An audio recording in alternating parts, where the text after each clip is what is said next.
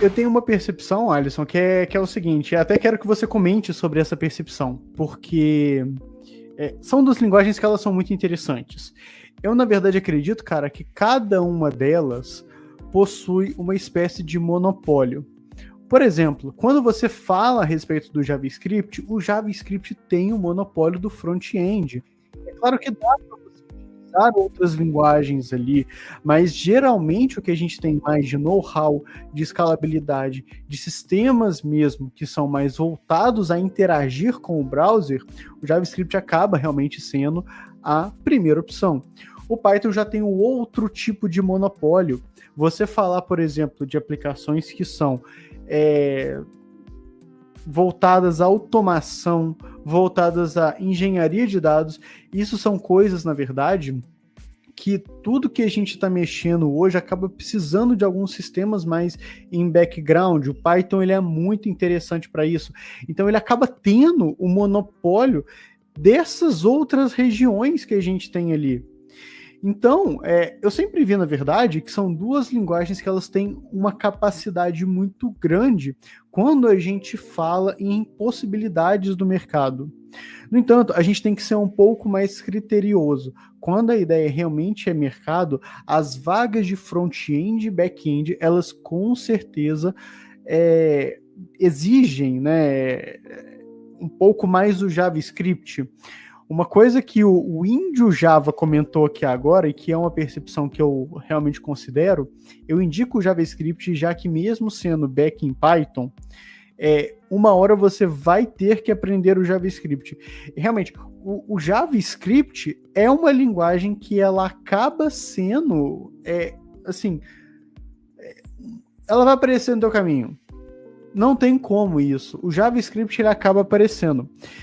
Eu acho que as duas linguagens, elas acabam sim sendo escolhas muito interessantes, mas ao mesmo tempo eu vejo que você tem uma ligeira vantagem pegando o JavaScript, até mesmo porque ela já pega o front-end e o back-end. Uma percepção que eu tenho também, cara, é que é muito interessante, a gente não tem o tal do desenvolvedor full stack sem o JavaScript.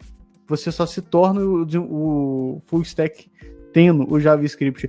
E eu digo isso como um cara que eu dediquei minha carreira a essas duas linguagens, o Java e o JavaScript, perdão, e o Python.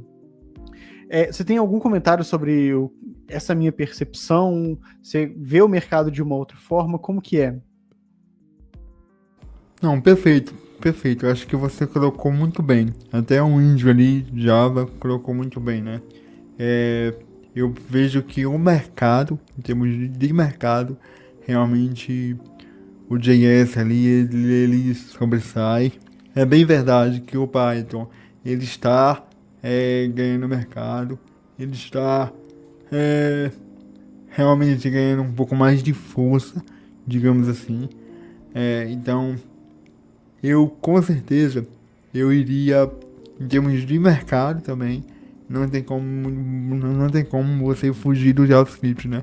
Uma hora ou outra você tem que aprender. Até para você criar coisas com Python, por exemplo, se você quiser criar algo na web com Python, você vai ter que mexer em algum momento com JavaScript, em algum momento com HTML. Então, é um beco que você não tem como fugir. É óbvio que existem pessoas que não tem ali a habilidade, a aptidão de mexer no front. Isso aí é inegável, mas uma hora você, pelo menos, conhecer que existe as possibilidades, você sabe ali um caminho a seguir, eu acho muito importante. É interessante porque você falou, né, que o termo full stack, ele só existe por causa do JavaScript. E é verdade. Então não existe full stack sem JS, né? Então você realmente só consegue ali cumprir a função de front-end, back-end, quando você realmente aprende o JavaScript.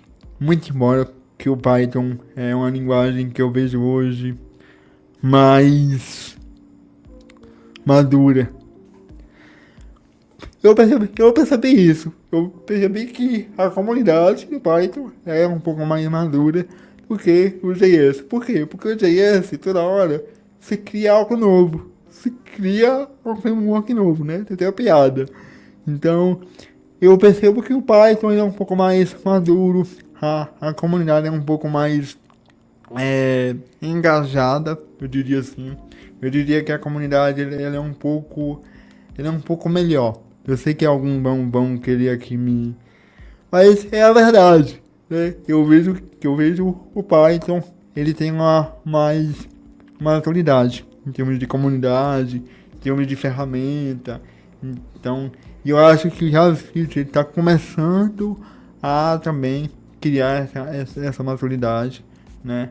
A realmente entender de como funciona ali os processos, as coisas, e realmente chegar com uma bagagem melhor. É tanto que o TS hoje, segundo pesquisa hoje, o TS ele está sendo mais usado, né, do que mesmo o JS, né? Então, essa camada extra que traz ali uma tipagem mais forte, uma orientação a objeto melhor de se organizar. Então, eu acho que era o que faltava no JavaScript, que agora está chegando, né? Sim. Coisa que já existia há muito tempo no Python. Então, por isso, né? Eu vejo o Python mais maduro nesse sentido, né? Não sei se você também vê dessa forma. Então, Alisson, para mim acontece, cara, uma coisa muito interessante, porque é o seguinte, aonde eu vejo, né, que as empresas estão utilizando muito o Python, tudo varia um pouco a respeito do contexto. Por que algumas empresas gostam de utilizar o JavaScript mesmo que no back-end? Porque você tem ali uma ferramenta muito similar tanto no front quanto no back. Então, às vezes o cara é um dev front, mas ele consegue fazer uma ponta ali em back. Às vezes o cara é de back e consegue fazer uma ponta em front, a ferramenta, a linguagem, os conceitos são o mesmo. Eu vejo isso também acontecendo um pouco para Python, mas quando a gente fala sobre outras situações. E essas são quando você vai mexer em alguma coisa referente a dados. Por exemplo, um dos projetos que eu realmente vejo é a gente tendo que fazer projetos de ETL. O que isso significa? A gente pega informação de uma outra base, seja às vezes externa, seja uma API do governo, alguma coisa do tipo, e você tem, por exemplo, que fazer um processo ali de transformação daquela informação e de carga em uma base de dados ou em arquivos Excel. Para esse tipo de utilização, o Python acaba sendo muito interessante, porque ele tem algumas ferramentas ali que facilitam e são muito comuns entre a comunidade. Por exemplo, você vai falar de pandas, você vai falar de mexer com arquivos de Excel. Então, assim, a galera às vezes tem um pouco de alvoroço em relação a Python ou a JavaScript, mas eu sempre vi as duas como linguagens muito similares, tanto em relação ao mercado. A sintaxe ela pode ser um pouco difícil, mas a sua atuação ela acaba sendo similar. Então, às vezes, o cara que faz ali um back-end em Python, ele pode, muitas vezes, ajudar também o cara que está mexendo com dados. Isso já aconteceu comigo, isso acontece comigo até hoje, né? Então, é para isso que, às vezes, a gente tem uma atuação interessante de Python. Às vezes, é por isso que a gente tem, por exemplo, back-ends que são incentivados a fazer em Python, porque a gente tem a mesma linguagem, né? E isso daí é interessante, porque eu acredito que, hoje em dia... sim, a ideia de você acabar sendo uma pessoa que mexe com full stack, isso vem com toda certeza com o cara que está mexendo com o JavaScript. Mas a parte de dados, a gente não consegue pegar ela sem o Python.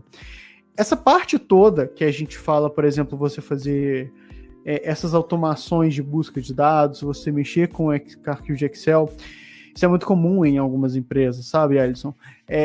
A gente vai ver, por exemplo, aplicativos grandes, né? Eu posso pegar, por exemplo, no Nubank, alguns processos que são feitos ali por trás, eu já vi isso com algumas pessoas, são feitas em Python justamente por causa dessa manipulação de dados.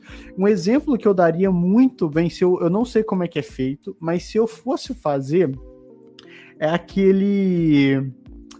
Sabe quando chega no final do ano e o Spotify te dá uma estimativa, né, das músicas que você viu, isso tudo? Eu faria com Python, porque tem bibliotecas que você faz aquele tratamento rapidinho, entende? Então, são circunstâncias diferentes para essas linguagens que se assemelham em alguns aspectos, quando a gente vai falar a respeito de mercado. Essa é a minha visão, cara.